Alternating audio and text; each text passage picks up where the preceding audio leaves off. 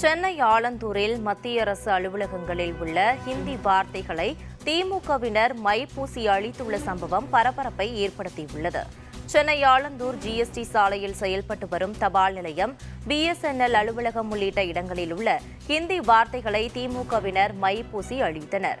மும்மொழி கொள்கைக்கு எதிர்ப்பு தெரிவித்து தமிழகம் முழுவதும் எதிர்ப்பு குரல்கள் வலுத்து வரும் நிலையில் ஆலந்தூரில் உள்ள மத்திய அரசு தொடர்புடைய அலுவலகங்களில் ஹிந்தி வார்த்தைகள் அளிக்கப்பட்ட சம்பவம் பரபரப்பை ஏற்படுத்தியுள்ளது.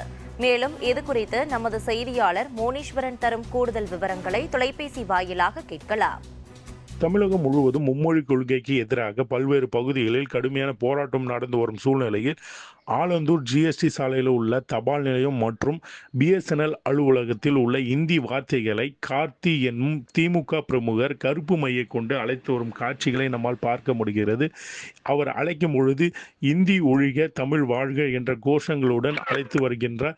சென்னை ஆலந்தூர் ஜிஎஸ்டி சாலை, அதாவது ஆலந்தூரில் இருந்து மீனம்பாக்கம் செல்லும் அந்த ஜிஎஸ்டி சாலையில் உள்ள தபால் நிலையம் மற்றும் பிஎஸ்என்எல் அலுவலகத்தில் உள்ள இந்தி வார்த்தைகளை கருப்பு மையை கொண்டு அழைத்து வருகின்றார். திமுக மற்றும் அதன் கூட்டணி கட்சியான விடுதலை சிறுத்தை, மார்க்சிஸ்ட் கம்யூனிஸ்ட், மதிமுக உள்ளிட்ட கட்சிகள் இந்தி திணிப்புக்கு எதிராக பல்வேறு போராட்டங்களை நடத்தி வரும் சூழ்நிலையில் இப்பொழுது இந்த ஆலந்தூர் ஜிஎஸ்டி சாலையில் உள்ள அந்த தபால் நிலையம் மற்றும் பிஎஸ்என்எல் அலுவலகத்தை உள்ள இந்தி வார்த்தைகளை அழைத்து வரும் திமுக பிரமுகர் கார்த்தியால் இந்த பகுதி முழுவதும் ஒரு பரபரப்பான சூழ்நிலை ஏற்பட்டுள்ளது.